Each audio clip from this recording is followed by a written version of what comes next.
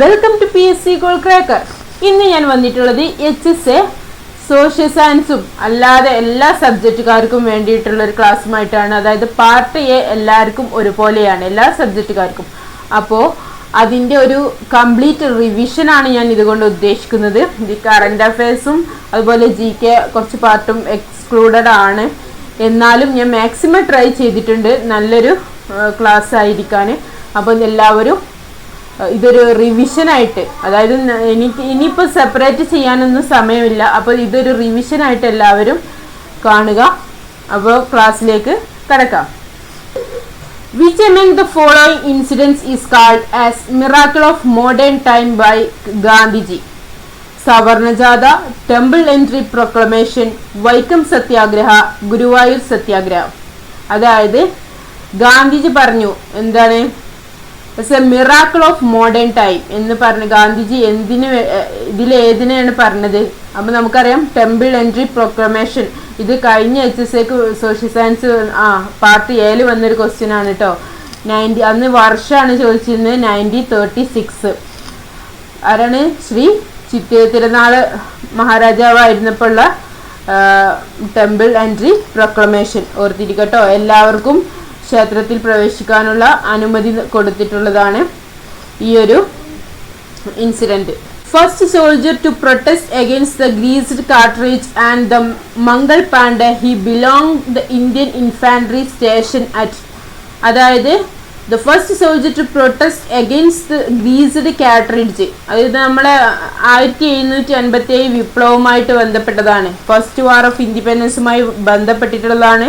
അതായത് പന്നിയുടെയും അതുപോലെ പശുവിൻ്റെ ഒക്കെ നെയ്യ് ഉപയോഗിച്ചിട്ടാണ് ഈ ഒരു ഗ്രീസിൽ നിറച്ചത്. അങ്ങനെ ഒരു അഭ്യൂഹം പട്ടാളക്കാർക്ക് ഉണ്ടായിരുന്നു. അപ്പോൾ അതിനെതിരെ ഫസ്റ്റ് ചോദ്യം ചെയ്ത വ്യക്തിയാണ് മംഗൾ പാണ്ഡെ. അത് ഏത് സ്റ്റേഷനിലാണ്? അത് ഇൻഫാൻട്രി സ്റ്റേഷൻ അറ്റ് ബരക്പൂർ ആണ് കേട്ടോ. Then the Battle of Kolachal 1741 was fought between ആരൊക്കെ തമ്മിലാണ്? Marthanda Varma and the Dutch. The renaissance began in എവിടെയാണ് റിനൈസൻസ് സ്റ്റാർട്ട് ചെയ്തത്? ഇറ്റലിയിൽ കേട്ടോ. The most appropriate teaching method for history learning is എന്താണ്? The most appropriate teaching method for history learning is source method. ഞാനിത് എല്ലാതും കൂടി മിക്സ് ചെയ്തിട്ടാണ് ഇത് ഏത് സെപ്പറേറ്റ് ഭാഗമായിട്ട് പറയില്ല കേട്ടോ. ടീച്ചിങ് ആപ്റ്റിറ്റ്യൂഡും അതുപോലെ തന്നെ Bloom's taxonomy, revised Bloom's taxonomy എല്ലാതും ഡിസ്കസ് ചെയ്യുന്നുണ്ട്. അപ്പോൾ ഏതാണെന്ന് സെപ്പറേറ്റ് ചെയ്തിട്ടില്ല. അപ്പോൾ നിങ്ങൾ ഏതായാലും ഇനി അതിനൊന്നും സമയമില്ല. അപ്പോൾ നിങ്ങൾ മാക്സിമം ക്വസ്റ്റ്യൻസ് ഒന്ന് പരിചയപ്പെടുക എന്ന് മാത്രമാണ് ഈ ഒരു ക്ലാസ്സിൻ്റെ ഉദ്ദേശം. Device used for developing time എന്താണ്? അതിൽ തന്നെ ഉണ്ട് ടൈം ലൈന്. ഏത് യൂസ് ചെയ്യുന്നത് ഏതാണ്? Timeline. Which is a 3 dimension aid. താഴെ കുറച്ച് എയ്ഡ് കൊടുത്തിട്ടുണ്ട്. Chart, map, graph, globe. അപ്പോൾ അതിലേതാണ് 3 dimensional? അത് ഗ്ലോബാണ്. Which is a deductive method of teaching. ഏതാണ് ഡിഡക്റ്റീവ് മെത്തേഡ്? ഞാൻ ഓപ്ഷൻസ് പറയാം. Discussion method, question answer method, lecture method, project method. ഇതിലേതാണ് ഡിഡക്റ്റീവ് മെത്തേഡ്? അത് ലെക്ചർ മെത്തേഡാണ്. ബാക്കിയെല്ലാം ഏതാണ്? ഇൻഡക്റ്റീവ് മെത്തേഡാണ്. Who defines social studies as those portions of social science selected for instructional purpose? Who defines social studies as those portions of social science selected for instructional purpose? ഒരു പാർട്ടാണെന്ന് പറഞ്ഞത്. അതായത് social studies എന്താണ് പറഞ്ഞത്? Social സയൻസിൻ്റെ ഒരു ഭാഗം എടുത്ത് പഠിക്കുന്നതാണ് എന്ന് പറഞ്ഞത് ആരാണ്? വെസ്ലെയാണ് അങ്ങനെ ഒരു ഡെഫിനിഷൻ കൊടുത്തിട്ടുള്ളത്. A teacher ask her students to bring their ration cards in the classroom and initiates a group discussion on the preparation of a family budget. What type of learning occurs in the classroom? Find the most appropriate answer. ഇതിലേതാണ്? Social constructivist learning ആണ് ഇത്. ഞാൻ ഓപ്ഷനൊക്കെ വായിച്ച് നിങ്ങൾ confusion ആക്കണില്ല. അപ്പോൾ ഇത് ഏത് ടൈപ്പാണ്? അതായത് ഒരു ടീച്ചർ കുട്ടികളോടൊക്കെ എന്താ പറയണേ? റേഷൻ കാർഡ് കൊണ്ടുവരാൻ, എന്നിട്ട് അതിൽ നിന്ന് ഒരു ഗ്രൂപ്പ് ഡിസ്കഷൻ വെക്കുക. എന്തിന്? പ്രിപ്പറേഷൻ ഓഫ് ഫാമിലി ബഡ്ജറ്റ് തയ്യാറാക്കാനും. വാട്ട് ടൈപ്പ് ഓഫ് ലേണിംഗ്, അവിടെ എന്ത് തരത്തിലുള്ള ലേണിംഗ് ആണ് ആ ഒരു ക്ലാസ് റൂമിൽ നടന്നിട്ടുള്ളത്. Find the most appropriate answer. അതിൽ ഓപ്ഷൻ കൊടുത്തിട്ടുണ്ട്: individualistic learning, non associative learning, constructivist learning, social constructivist learning. ഇതിൽ ആൻസർ എന്താണ്? സോഷ്യൽ കൺസ്ട്രക്റ്റിവിസ്റ്റ് ലേണിംഗ് ആണ് കേട്ടോ.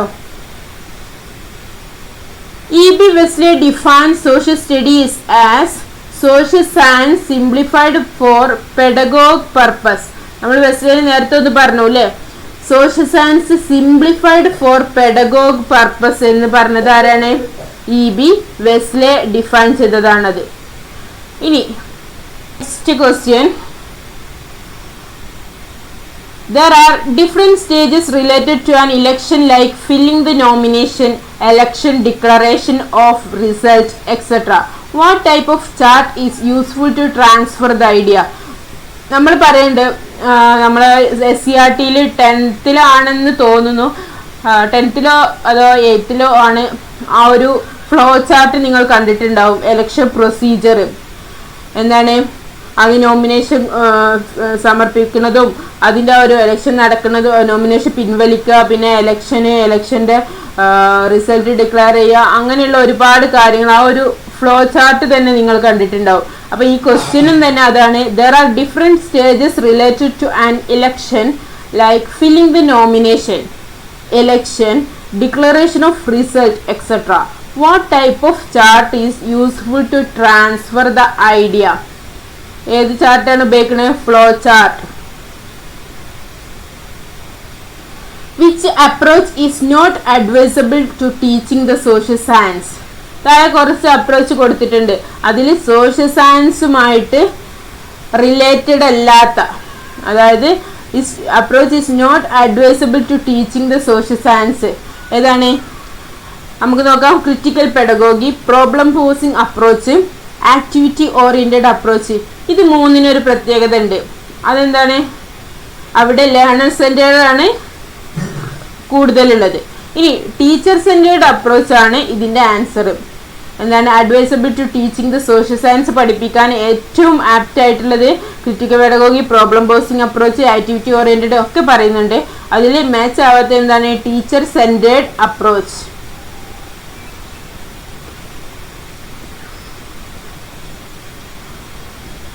AIIMS of social science are. Aims of social science, social സയൻസിന്റെ aim എന്താണ്?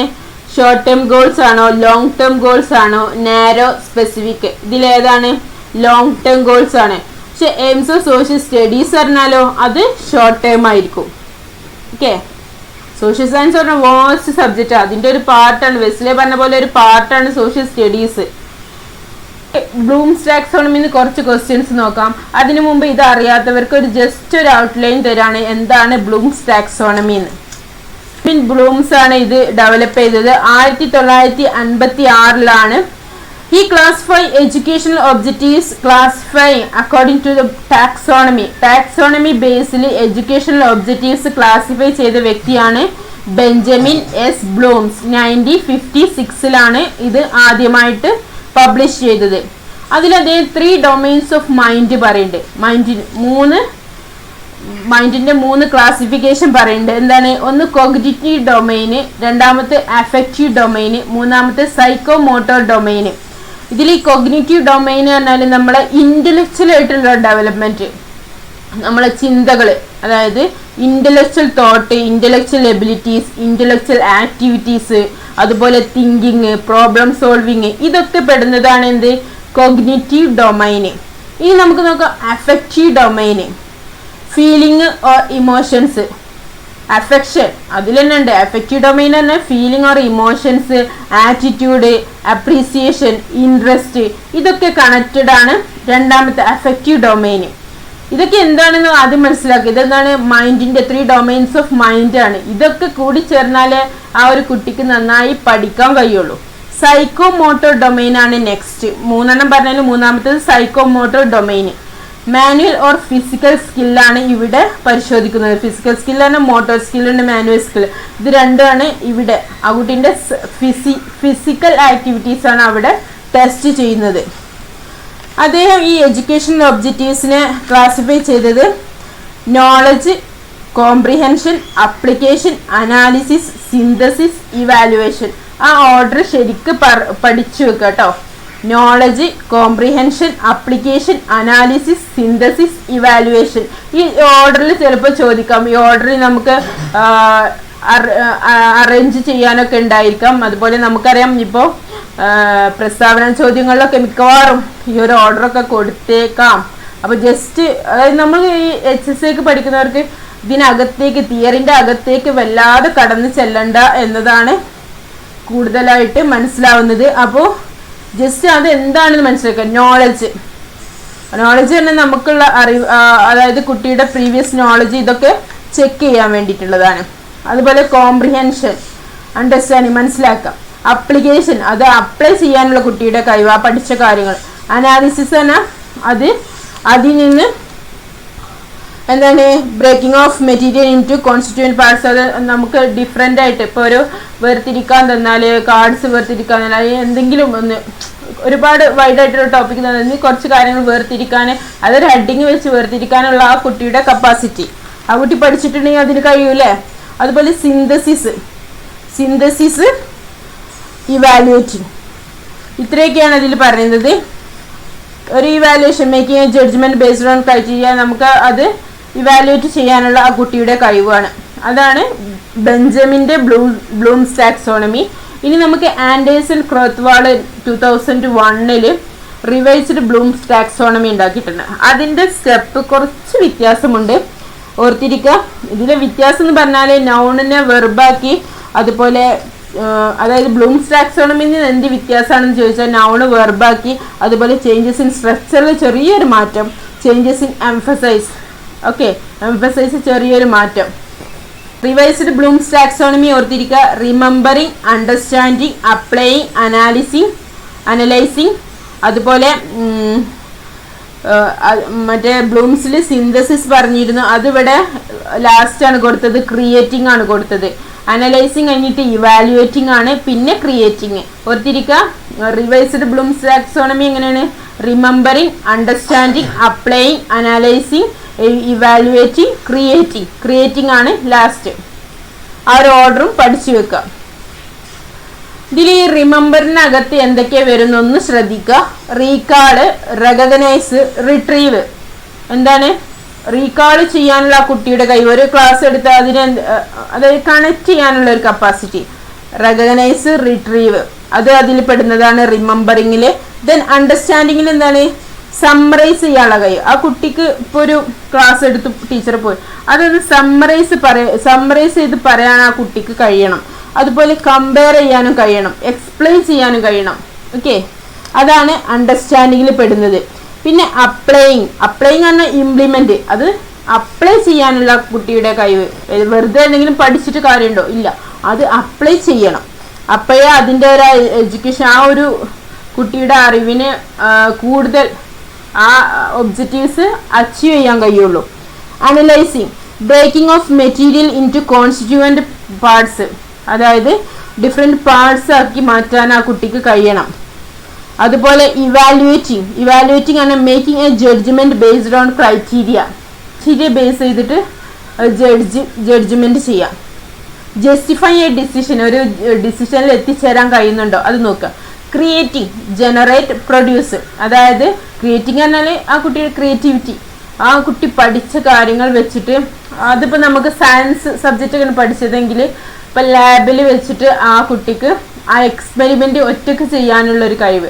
Theory part ക്ലാസ്സിൽ വെച്ച് പഠിച്ചിട്ട് പ്രാക്ടിക്കലി ആ ലാബ് വെച്ചിട്ട് ആ കുട്ടിക്ക് ഒറ്റയ്ക്ക് ചെയ്യാനുള്ളൊരു കഴിവുണ്ടെങ്കിൽ അതാണ് ക്രിയേറ്റിവിറ്റി. അത് റിവൈസ്ഡ് ബ്ലൂംസിലെ ലാസ്റ്റ്, അതായത് ഏറ്റവും ഹയസ്റ്റ് ലെവലായിട്ടുള്ള ഒരു കാര്യമാണ്. ഫസ്റ്റ് എന്താണ് നമ്മൾ പറഞ്ഞത്? അണ്ടർസ്റ്റാൻഡിങ്, ഫസ്റ്റ് പറഞ്ഞത് റിമെമ്പറിങ്, പിന്നെ അണ്ടർസ്റ്റാൻഡിങ്, പിന്നെ അപ്ലൈയിങ്, പിന്നെ അനലൈസിങ്, പിന്നെ ഇവാലുവേറ്റിംഗ്, പിന്നെ ക്രിയേറ്റിംഗ്. ഓക്കെ, ആ ഒരു ഓർഡർ പഠിച്ചു വെക്കാം. ഇതിലെ കുറച്ച് ക്വസ്റ്റ്യൻസ് ചെക്ക് ചെയ്യാം. Bloom's taxonomy, what is the lowest thinking skill? എന്താണ് ഏറ്റവും അടിയിലുള്ളത് നമ്മൾ പറഞ്ഞാൽ ഫസ്റ്റ് ബ്ലൂംസ് ടാക്സോണമി ഫസ്റ്റ് പറഞ്ഞൂലേ, അതന്നെയാണ് അതിലെ ഏറ്റവും ഫസ്റ്റ് ഉള്ളത്. Then Anderson and Prothwald revised the Bloom's taxonomy. What is the highest thinking skill in the revised taxonomy? അത് ഞാനിപ്പോൾ പറഞ്ഞു. എന്താണ് ക്രിയേറ്റിംഗ് ആണ് ഏറ്റവും ഹയസ്റ്റ് തിങ്കിങ് സ്കില്ല്. ആ കുട്ടിയുടെ ക്രിയേറ്റിവിറ്റി ആണ് അവിടെ ആ കുട്ടി പഠിച്ച കാര്യങ്ങൾ അതിന് അപ്ലൈ ചെയ്യാൻ കഴിയണം. അതായത് അതിൽ നിന്ന് എന്തെങ്കിലും പ്രോഡക്റ്റ് ഉൽപ്പാദിപ്പിക്കാൻ വേണ്ടി അല്ലെങ്കിൽ പ്രോഡക്റ്റ് എന്തെങ്കിലും ഔട്ട്കം ഉണ്ടോ, അതാണ് ഇവർ റിവൈസ്ഡ് ബ്ലൂംസ് ടാക്സോണമിയിൽ ഹയസ്റ്റ് തിങ്കിങ് സ്കില്ലായിട്ട് പറയുന്നത്. Then which is the specification of remembering? റിമെമ്പറിങ്ങിന്റെ സ്പെസിഫിക്കേഷൻ എന്താണ്? Generate. Okay, remembering, generate. Then which is the following is highest level of cognitive ability? കൊഗ്നിഷന്റെ ഹയസ്റ്റ് ലെവൽ എന്താണ്? ഇവാലുവേറ്റിംഗ് ആണ് ഏറ്റവും ഹയസ്റ്റ് ലെവൽ. കൊഗ്നിറ്റീവ്, അതായത് ആ കൊഗ്നിഷൻ എന്താണ് നമ്മൾ പറഞ്ഞു, അതിൻ്റെ ഇന്റലക്ച്വൽ തോട്ട് ആൻഡ് എബിലിറ്റീസ് ഒക്കെ അതിൽ പെടുന്നതാണ്. അതിൽ ഇവാലുവേറ്റ് ചെയ്യാനുള്ള ആ കുട്ടിയുടെ കഴിവ്. Making a judgement based on criteria and justifying a decision, ഇതിനൊക്കെ ഉള്ള ഒരു കഴിവാണ് cognitive ability, highest cognitive ability. Which is the specification of remembering? Recognise ആണ് റിമെമ്പറിങ്ങിന്റെ സ്പെസിഫിക്കേഷൻ. നമ്മൾ പറഞ്ഞ സ്പെസിഫിക്കേഷൻ ഏതൊക്കെയാണ്? Recall, recognise, retrieve. അതിലുള്ളതാണ് റിമെമ്പറിങ്ങിന്റെ സ്പെസിഫിക്കേഷൻ. ഏതൊക്കെയാണെന്ന് ചോദിച്ചാൽ recall, recognise, retrieve. Then in revised Bloom's taxonomy, applying is coming after. അതായത് അപ്ലൈയിങ് ഉള്ളത് എന്തിൻ്റെ, അതായത് എന്ത് കഴിഞ്ഞിട്ടാണ് അപ്ലൈയിങ്? അണ്ടർസ്റ്റാൻഡിങ്. ഇനി in revised Bloom's taxonomy analysing coming after എന്ന് പറഞ്ഞാൽ നമ്മൾ ഏത് പറയും? അപ്ലൈയിങ്. ഓക്കെ, അതേപോലെ in revised Bloom's taxonomy understanding coming after എന്ന് പറഞ്ഞാൽ എന്താണ്? അണ്ടർസ്റ്റാൻഡിങ് മുമ്പുള്ളത് റിമെമ്പറിങ്. അതുപോലെ in revised Bloom's taxonomy creating coming after എന്ന് പറഞ്ഞാൽ ഏതാണ്? അവസാനത്തെ ക്രിയേറ്റിംഗ്. അപ്പോൾ എന്ത് കഴിഞ്ഞിട്ടാണ്? ഇവാലുവേറ്റിംഗ് കഴിഞ്ഞിട്ടാണ് creating. Then revised Bloom's taxonomy developed in the year 2001. നമ്മൾ ഓൾറെഡി പറഞ്ഞു. The ability to put the part of elements together to form a new pattern is known as. അതായത് ability to put the part or elements together to form a new pattern is known as synthesis. അതിനെയാണ് synthesis എന്ന് പറയുന്നത്. ആ കുട്ടിയുടെ കഴിവാണ് കേട്ടോ. ഒരുപാട് elements ഒരുമിച്ച് ചേർത്തിട്ട് അതൊരു പുതിയൊരു പാറ്റേൺ ആ കുട്ടിക്ക് നിർമ്മിക്കാൻ കഴിയുന്നുണ്ടോ, അതാണ് synthesis. Then which is specification under application? അതായത് അപ്ലിക്കേഷൻ്റെ അണ്ടറിൽ വരുന്ന ഒരു സ്പെസിഫിക്കേഷൻ ആണ് ഹൈപ്പോത്തിസിസ്. ഇത് ഓരോന്നിൻ്റെയും അണ്ടറിൽ, അതായത് അനാലിസിസിൻ്റെയും അപ്ലിക്കേഷൻ്റെയും നോളജിൻ്റെയും കോംപ്രിഹെൻഷൻ, ഇതിനൊക്കെ അണ്ടറിൽ ഒരുപാട് കാര്യങ്ങൾ വരുന്നുണ്ട് കേട്ടോ. എല്ലാതും ഞാനിവിടെ ഡിസ്കസ് ചെയ്തിട്ടില്ല. അപ്പോൾ ഈ ഒരു ക്വസ്റ്റ്യൻ നോക്കുക. Which is specification under application? Hypothesis ആണ് answer. Then valuing is a classification of objective under, അതായത് വാല്യൂയിങ് അത് എന്തിൻ്റെ താഴെ വരുന്നതാണ്? അഫക്റ്റീവ് ഡൊമൈൻ്റെ താഴെ വരുന്നതാണ് വാല്യൂയിങ്. അഫക്റ്റീവ് ഡൊമൈൻ എന്താണ്? Feeling or emotions. Okay. Then recalls is specification under എന്തിൻ്റെ അടിയിൽ തന്നെ ഓൾറെഡി പറഞ്ഞു, knowledge. In 2001, the revised version of Bloom's taxonomy was provided by Lorin ആൻഡേഴ്സണും ഡേവിഡ് ക്രാത്ത്വോളും ആണ് 2001 റിവൈസ്ഡ് ബ്ലൂംസ് ടാക്സോണമി നിർമ്മിച്ചത്. In which order the levels of the taxonomy are followed? Lower to higher, അതായത് താഴെ നിന്ന് മുകളിലേക്കാണ്, അല്ലാതെ മുകളിൽ നിന്ന് താഴേക്കല്ല. അപ്പോൾ ലോവർ ടു ഹയർ, ആ ഒരു ഓർഡറിലാണ് ബ്ലൂംസ് ടാക്സോണമി ഫോളോ ചെയ്യുന്നത്. Then which is not a specification of understanding? അണ്ടർസ്റ്റാൻഡിങ്ങിൻ്റെ സ്പെസിഫിക്കേഷൻ അല്ലാത്തത് ഏതാണ് എന്നാണ്. അപ്പോൾ നമുക്ക് ഇതിൽ ഓപ്ഷൻ നോക്കാം. Generate, explain, summarise, compare. അതിൽ ജനറേറ്റ് ആണ്. ജനറേറ്റ് ഏതിൻ്റെയാണ്? റിമെമ്പറിങ്ങിൻ്റെ ആണ്, ഓൾറെഡി ഡിസ്കസ് ചെയ്തു. ബാക്കി എക്സ്പ്ലെയിൻ, സമ്മറൈസ്, കമ്പയർ ഇത് അണ്ടർസ്റ്റാൻഡിങ്ങിൻ്റെ അണ്ടറിൽ വരുന്നതാണ്. Which of the following is not a domain of the taxonomy? അപ്പം ബ്ലൂംസിന്റെ ടാക്സോണമി നമ്മൾ ഓൾറെഡി ഡിസ്കസ് ചെയ്തു. Three domains of mind discuss ചെയ്തു. ഏതൊക്കെയാണ്? Psychomotor, cognitive, affective. ഇത് മൂന്നും പഠിച്ചാൽ മാത്രമേ നാലാമത്തെ ഒന്ന് തന്നാൽ നമുക്കത് വേർതിരിച്ച് എഴുതാൻ കഴിയുള്ളൂ. The following is related to Vygotsky's learning theory. വൈഗോസ്കിയുടെ ലേണിംഗ് തിയറിയുമായി ബന്ധപ്പെട്ട കാര്യങ്ങൾ ഏതൊക്കെയാണ്? Scaffolding, collaborative learning, cooperative learning. ഇത് വൈഗോസ്കിയുമായി ബന്ധപ്പെട്ടതാണ്. First step in teaching is, ടീച്ചിങ്ങിന്റെ ഫസ്റ്റ് സ്റ്റെപ്പ് എന്താണെന്ന്. ഇതൊക്കെ നമുക്ക് ചില ക്വസ്റ്റ്യൻ ഒന്നും നമ്മൾ ബൈഹാർട്ട് ചെയ്തിട്ട് കാര്യമില്ല കേട്ടോ. ആൻസർ അതിൽ ആ ഒരു ക്വസ്റ്റ്യന് ഓപ്ഷൻ തരുമ്പോൾ most appropriated, most suitable option select ചെയ്യുക എന്നത് മാത്രമാണ് നമ്മുടെ ഒരു മുന്നിലുള്ള ഒരു ലക്ഷ്യം. ഓക്കെ, അപ്പൊ നോക്കുക. The first step in teaching is, അതിന് 4 സ്റ്റെപ്പ്. ഞാൻ ജസ്റ്റ് ഒന്ന് ആ ഓപ്ഷൻ വായിക്കാം, നിങ്ങൾക്ക് തന്നെ ഐഡന്റിഫൈ ചെയ്യാം. Knowing the background of the learner, planning beforehand, organising material to be taught, setting evaluation strategies. ഇതിലേതാണ്? Knowing the background of the learner.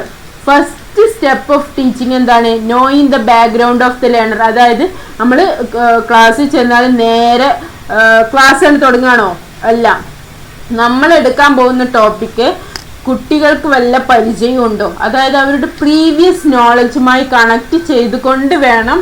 അതായിരിക്കണം നമ്മുടെ ഇൻട്രൊഡക്ഷൻ. ഓക്കെ, അതിലൂടെ കണക്ട് ചെയ്ത് ക്ലാസ്സിലേക്ക് വരണം. അതാണ് എ ബെസ്റ്റ് ടീച്ചർ, അതായത് ബെസ്റ്റ് ടീച്ചർ ചെയ്യേണ്ട ഫസ്റ്റ് സ്റ്റെപ്പ് കേട്ടോ. Next one, the primary responsibility of a teacher's adjustment lies with. ഒരു ടീച്ചറുടെ പ്രൈമറി റെസ്പോൺസിബിലിറ്റി എന്താണ്? അതിൻ്റെ ഞാൻ ഓപ്ഷൻ വായിക്കാം. The children, the headmistress, the teacher himself, the community. ആരാണ്? The teacher himself. ആദ്യം ആ ടീച്ചർക്ക് ടീച്ചറെ കുറിച്ചൊരു വിശ്വാസം വേണ്ടേ, എന്നാൽ മാത്രമല്ലേ കുട്ടികളുടെ അടുത്ത് ക്ലാസ് എടുക്കാൻ പറ്റുള്ളൂ. ഓക്കെ, ഇനി ടീച്ചിങ് പ്രോസസ്സിന്റെ സ്റ്റെപ്പ് ഏതൊക്കെയാണെന്ന് നോക്കാം. അത് നമ്മൾ ചിലപ്പോൾ അത് ആ ഒരു ഓർഡറിൽ നിങ്ങൾക്ക് പഠിച്ചാൽ എത്ര അതായത് അറേഞ്ച് ചെയ്യാൻ പറഞ്ഞു തന്നാൽ ആ സ്റ്റെപ്പ് ആ ഒരു ഓർഡറിൽ നിങ്ങൾ പഠിച്ചു പോവുക. ഓക്കെ, അത് നോക്കാം. ടീച്ചിങ് പ്രോസസ്സിന്റെ സ്റ്റെപ്പ്: ഫോർമുലേറ്റിംഗ് ഒബ്ജക്റ്റീവ്സ് ഫോർമുലേറ്റ് ചെയ്യണം. Relating the present knowledge with the previous knowledge, അതായത് ഇപ്പോൾ പ്രസന്റ് നോളജ് എങ്ങനെ പ്രീവിയസ് നോളജുമായിട്ട് റിലേറ്റ് ചെയ്തിരിക്കണം. Presentation of content and materials, അതായത് കണ്ടന്റും അതേപോലെ മെറ്റീരിയൽസും ഒക്കെ പ്രസന്റ് ചെയ്യണം. അസസ്മെന്റ്, അത് കഴിഞ്ഞിട്ട് വിലയിരുത്തണം, അസസ്മെന്റ് ചെയ്യണം.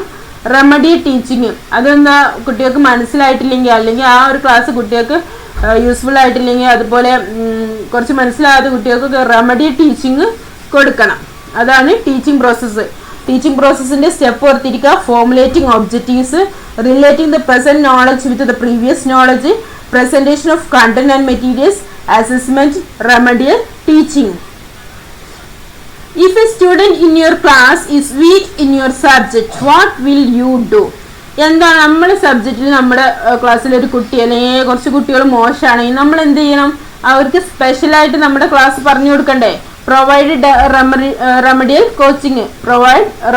കോച്ചിങ് ആണ് ഇതിൻ്റെ ആൻസർ. എന്താണ്?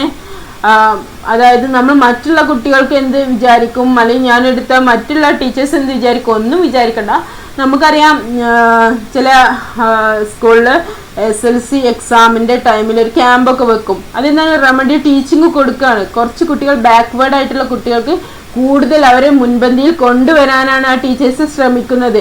അല്ലാതെ ആ ടീച്ചറെ പഠിപ്പിക്കാതിരുന്നാൽ എന്താ സംഭവിക്കുക? എല്ലാവരും പഠിച്ചെന്നുള്ള ഒരു ധാരണയായിരിക്കും പുറത്തുള്ളവർക്ക്. പക്ഷെ അതല്ല വേണ്ടത്. ആ ഒരു നല്ലൊരു ടീച്ചർ എന്താ ചെയ്യുക?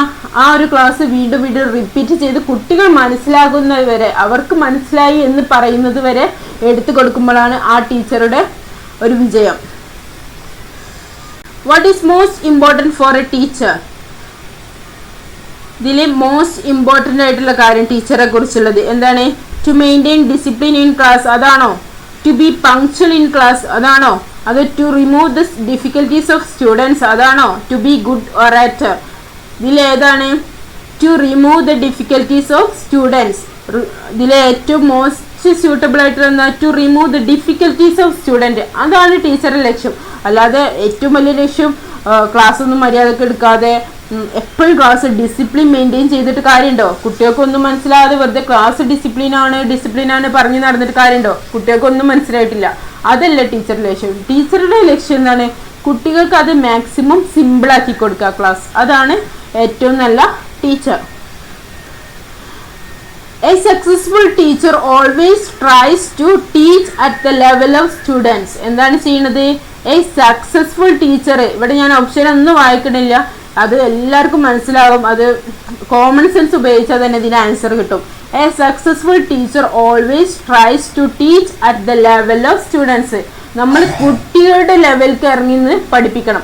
അല്ലാതെ നമ്മൾ അല്ലെങ്കിൽ ഇത്ര ക്വാളിഫിക്കേഷൻ എനിക്കുണ്ട്, ഞാൻ നന്നായി പഠിച്ചിട്ടുണ്ട്, എനിക്ക് എല്ലാതും അറിയാം, ആ ഒരു ധാരണ ആദ്യം വെച്ചിട്ട് ടീച്ചർ ക്ലാസ് എടുക്കാൻ നിന്നാൽ ആർക്കെയും മനസ്സിലാവില്ല. കുട്ടികളുടെ നിലവാരം അറിഞ്ഞ് അതിനനുസരിച്ച് കുട്ടികളുടെ ഇടയിലേക്ക് കുട്ടികളുടെ ലെവലിനനുസരിച്ച് പഠിപ്പിക്കുക. മോസ്റ്റ് അപ്രോപ്രിയേറ്റ് സീക്വൻസ് ഇൻ ടീച്ചിങ്ങിനൊരു ഓർഡർ ഉണ്ട്. എങ്ങനെയാണ്? Planning, teaching, feedback, reflection. ആ ഒരു ഓർഡറിലാണ് അതായത് ആദ്യം ടീച്ചർ പ്ലാൻ ചെയ്യും, എന്നിട്ട് പിന്നെ ടീച്ച് ചെയ്യും. നമുക്കറിയാം ലെസൺ പ്ലാനൊക്കെ തയ്യാറാക്കണത്, ഓരോ ക്ലാസ് എടുക്കേണ്ടത് ലെസൺ പ്ലാൻ കറക്റ്റായിട്ട് ടീച്ചർ എഴുതും. അപ്പോൾ പ്ലാനിങ്, ദെൻ ടീച്ചിങ്, ക്ലാസ് എടുക്കും, എന്നിട്ടോ ഫീഡ്ബാക്ക്. അതിനനുസരിച്ച് ചിലപ്പോൾ ഒരു യൂണിറ്റ് ടെസ്റ്റോ അല്ലെങ്കിൽ ക്വസ്റ്റ്യൻ ആൻസർ ആ ഒരു ഡിസ്കഷനോ അല്ലെങ്കിൽ വേറെ എന്തെങ്കിലും ആയിട്ട് ആ കുട്ടികളുടെ അടുത്ത് നിന്ന് എങ്ങനെയെങ്കിലും അതിന് ഫീഡ്ബാക്ക് ടീച്ചർക്ക് കിട്ടും ആ ഒരു ക്ലാസ്സിൻ്റെ. ദെൻ റിഫ്ലക്ഷൻ, അത് എന്തായാലും എക്സാമിന് ഇതിലൊക്കെ റിഫ്ലക്റ്റ് ചെയ്യണം. ഓക്കെ, അതാണ് ടീച്ചിങ്ങിൻ്റെ മോസ്റ്റ് അപ്രോപ്രിയേറ്റ് സീക്വൻസ്. നേരത്തെ നമ്മൾ പറഞ്ഞതാണ് ടീച്ചിങ് പ്രോസസ്സാണ്, അതായത് ആ ഒരു പ്രോസസ്സ് എങ്ങനെയാണെന്ന്, ഫോർമുലേറ്റീവ് ഒബ്ജക്റ്റീവ്സ്, അതൊക്കെ ടീച്ചിങ് പ്രോസസ്സാണ്. ഇത് ടീച്ചിങ്ങിൻ്റെ ആ ഒരു സീക്വൻസ്, ആ ഒരു ഓർഡറാണ്. Planning, teaching, feedback, reflection. ഇനി ഒരു സ്റ്റുഡൻറ് സെൻറ്റേർഡ് ക്ലാസ് റൂമിൽ ടീച്ചർ എങ്ങനെയായിരിക്കണം? Provide freedom for active learning, manage students problems, plan different learning experience. ഇതൊക്കെ കൊടുക്കണം അല്ലേ സ്റ്റുഡൻറ് സെൻറ്റേർഡ് ക്ലാസ് റൂമിൽ. In a student centred classroom the teacher should be provide freedom for active learning, manage student problems, plan different learning experience. ഇതൊക്കെ കൊടുക്കണം. Okay, student centred class റൂമിൽ എങ്ങനെയായിരിക്കണം teacher? Plan different learning experience കൊടുത്തിരിക്കണം. അത് student centred ആണ്, അല്ലാതെ teacher centred അല്ല. അവിടെ ടീച്ചർക്കല്ല പ്രാധാന്യം, കുട്ടികൾക്കാണ്. അതുപോലെ provide freedom for active learning, അതായത് ആക്റ്റീവായിട്ട്, ഇപ്പോൾ ആക്റ്റീവായിട്ടൊരു ക്ലാസ്, ഒരു ഡിബേറ്റ് വെക്കുകയാണെങ്കിൽ അതിന് നല്ല ഫ്രീഡം കൊടുക്കുക. കുട്ടികൾക്ക് അഭിപ്രായം പറയാനുള്ള ഒരു ഫ്രീഡം ആ ടീച്ചർ കൊടുത്തിരിക്കണം. ദെൻ മാനേജ് സ്റ്റുഡൻറ് പ്രോബ്ലംസ്, അവരുടെ പ്രോബ്ലംസ് മാനേജ് ചെയ്യാനും ആ ടീച്ചർക്ക് കഴിഞ്ഞിരിക്കണം. ആരൊക്കെയാണെന്നാണ് ചോദ്യം. ആരൊക്കെയാണ് നമ്മുടെ ബിഹേവിയറിസ്റ്റ്? പാവ്ലോവ്, സ്കിന്നർ, വാട്സൺ, ഇവരൊക്കെ ബിഹേവിയറിസ്റ്റുകളാണ്. Okay, association is made between a behavior and a consequence for that behavior is closely related to. അങ്ങനെ ഈ ബിഹേവിയർ ക്ലോസ്ലി റിലേറ്റഡ് ടു എന്തായിട്ട് ബന്ധപ്പെട്ടിട്ടുണ്ട്? ഒപ്പറന്റ് കണ്ടീഷനിങ്. ആരുതാണ് ഒപ്പറന്റ് കണ്ടീഷന്? സ്കിന്നറുടേത് കേട്ടോ. The author of the book Condition Reflexes, Ivan Pavlov ആണ് author of the book condition reflex എന്ന ബുക്കിൻ്റെ author Ivan Pavlov ആണ്. Then ഇനി നമുക്ക് കുറച്ച് റീനേഴ്സൻസും കൂടി ഒന്ന് നോക്കാം. Birth place of Vagbhatananda, Vayaleri വീട്, പാട്യം. കണ്ണൂർ ജില്ലയിലെ പാട്യത്താണ്, വയലേരി വീട്ടിലാണ് ആര് ജനിച്ചത്? വാഗ്ബടാനന്ദൻ. അഭിനവ കേരള, അത് അഭിനവ കേരള പബ്ലിഷ് ചെയ്തത് 1921, 1921. അതിന് സ്വതന്ത്ര ചിന്താമണി അതിറങ്ങിയതും 1921. The childhood name of Vagbhatananda എന്താണ്? കുഞ്ഞിക്കണ്ണൻ എന്നാണ് വാഗ്ബടാനന്ദന്റെ ചൈൽഡ്ഹുഡ് നെയിം. അദ്ദേഹത്തിന്റെ റിയൽ നെയിം എന്താണ്? VK കുരുക്കൾ. ആത്മവിദ്യാ കാഹളം 1929 ശിവയോഗ വിലാസം 1914 ആണ് കേട്ടോ. Tatvaprakashika Sanskrit school founded in the year 1906. Tatvaprakashika a Sanskrit school founded in the year 1906. The person who organized inter dining at Kozhikode and called at പ്രീതി ഭോജനം ആരാണ് കൊണ്ടുവന്നത്? Vagbhatananda. The book An Illegitimate Child in the Name of Vagbhadananda. An Illegitimate Child in the Name of Vagbhadananda is written by PVK Nedungadi. PVK Nedungadi എഴുതിയതാണ് The book An Illegitimate Child in the Name of Vagbhadananda എന്ന book എഴുതിയത്. The International Encyclopedia of the Social Science edited by David L. Sills. ആണ് The International Encyclopedia of the Social Science edited by David L. Sills. Social Studies is compound. Okay. Social Studies എന്താണ്? Compound ആണ്, complex അല്ല കേട്ടോ, compound. School complex is എന്താണ്? School complex എന്താണെന്ന് വെച്ചാൽ A group of school jointly working for analysing and solving problems of common interest. A group of school jointly working for analysing and solving problems of common interest. The primary function of a teacher is to engage in curriculum. The primary function of a teacher is to engage in curriculum transaction. Then what is the full form of NAAC? National Assessment and Accreditation Council. NAAC ന്റെ full form ഓർത്തിരിക്കുക, National Assessment and Accreditation Council. The destiny of nation is shaped in its classroom. Okay, this is a viewpoint on education. ഇതിന്റെ മലയാളം പറഞ്ഞാൽ പെട്ടെന്ന് കിട്ടും. The destiny of a nation is shaped in its classroom. The destiny of a nation is shaped in its classroom. ഇത് ആര് പറഞ്ഞതാണ്? This is a viewpoint on education. അത് ആ എഡ്യൂക്കേഷന്റെ ഏത് വ്യൂ പോയിന്റ് ആണ്? സോഷ്യോളജി ഓഫ് എഡ്യൂക്കേഷൻ ആണ് അതിന്റെ view point. The major scope of social science as a subject of study are vast and wide as the world. അത് first ഒരു major scope ആണ്. Vast and wide as the world. രണ്ടാമത്തേത് a functional study of natural and physical science and fine arts. A functional study of natural and physical sciences and fine arts. ഇത് രണ്ടാമത്തേത്. Next മൂന്നാമത്തേത് practical study of various resources. നാലാമത്തേത് a study of current affairs. Okay. അഞ്ചാമത്തേത് study of leading to international understanding. ഇതൊക്കെയാണ് major scope of social science. The wealth of nation is published in the year 1776. ഇത് കഴിഞ്ഞ HSAക്ക് ചോദിച്ചതാണ്, social സയൻസിൽ ഓർത്തിരിക്കട്ടോ. Who is known as the father of action research.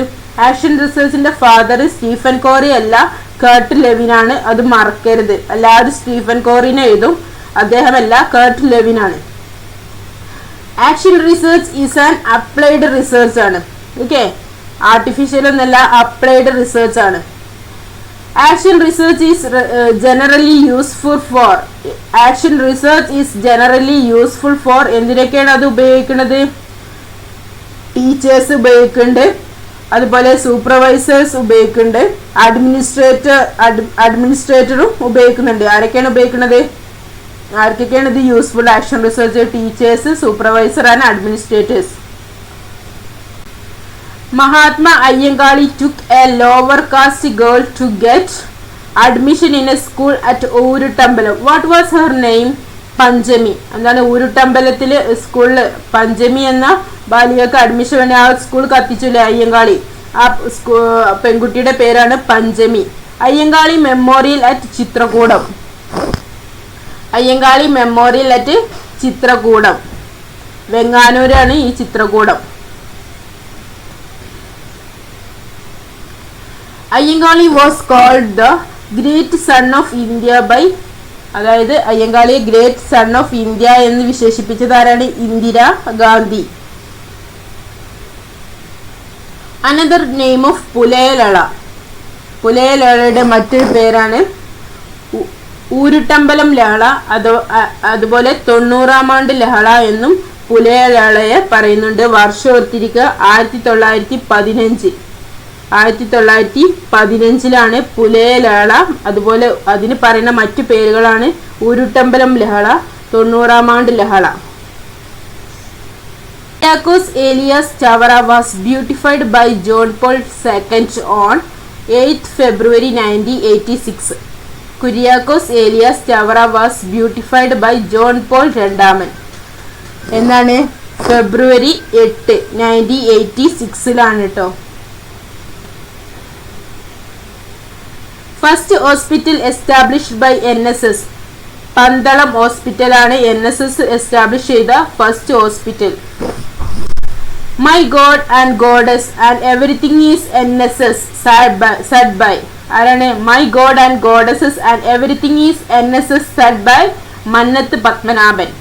The name NSS was accepted by this organization on എന്നാണ് NSS ആ name സ്വീകരിച്ചത്? July 11, 1915. 1915 July 11 NSS ആ ഒരു പേര് ആക്സെപ്റ്റ് ചെയ്തത്. NSS അതിനു മുമ്പ് എന്താണ്? നായർ ഭൃത്യജന സംഘം. അത് NSS ആക്കിയത് July 11, 1915. My god and my goddess and everything is NSS. എല്ലാം NSS ആണെന്ന് പറഞ്ഞത് ആരാണ്? Mannathu Padmanabhan. The test item which gives maximum content coverage. ഏതാണ് ആ ഒരു ടെസ്റ്റ് മാക്സിമം കണ്ടന്റ് കവറേജ് ചെയ്യുന്നത്? ഒബ്ജക്റ്റീവ് ടൈപ്പ് ആണ്. നമ്മൾ വേഗം എസ്സേ ടൈപ്പ് എന്ന് എഴുതും, അല്ല ഒബ്ജക്റ്റീവ് ടൈപ്പാണ് അതിൻ്റെ ആൻസർ. മാക്സിമം കണ്ടന്റ് കവറേജ് ചെയ്യുന്നത് ഒബ്ജക്റ്റീവ് ടൈപ്പാണ്. വാല്യൂയിങ്, അഫക്റ്റീവ് ഡൊമൈൻ, ഇമിറ്റേഷൻ ഇതൊക്കെ എവിടെയാണ്? അപ്ലിക്കേഷൻ ഡൊമൈനിലാണ് ഇൻക്ലൂഡ് ആയിട്ടുള്ളത്. A teacher who tries to apply social constructivism in classroom is collaborative learning. എന്താണ്? A teacher who tries to apply social constructivism in classroom is collaborative learning. A prominent features of social development of an adolescent is development of adolescence. എന്താണ്? more important for peer group. എന്തിനാണ് കൂടുതൽ പ്രാധാന്യം കൊടുക്കുന്നത്? prominent features of social development of an adolescence കൂടുതൽ പ്രാധാന്യം കൊടുക്കുന്നത് എന്തിനാണ്? Development of അഡോൾസൻസിന് എന്തിന്? മോർ ഇമ്പോർട്ടൻറ്റ് ഫോർ പിയർ ഗ്രൂപ്പിനാണ് അവർ കൂടുതൽ പ്രാധാന്യം കൊടുക്കുന്നത്. Learning disabled children are neurologically deficient. അവർ ന്യൂറോളജിക്കലിയാണ് ഈ ലേണിംഗ് ഡിസേബിൾഡിന്, അവർക്ക് നെർവ് സിസ്റ്റമായിട്ട് ബന്ധപ്പെട്ടിട്ടാണ് അവർക്ക് പ്രശ്നമുള്ളത്. ഇത്രയൊക്കെയാണ് പാർട്ട് എയിലെ ചെറിയൊരു റിവിഷന്. ഇതിൻ്റെ ബാക്കി വേണമെന്നുണ്ടെങ്കിൽ നിങ്ങൾ കമൻറ്റ് ചെയ്യുക. അപ്പോൾ എല്ലാവർക്കും നല്ലൊരു എക്സാം ആവട്ടെ എന്ന പ്രാർത്ഥനയോടെ ഇന്നത്തേക്ക് വിടാം. Thank you.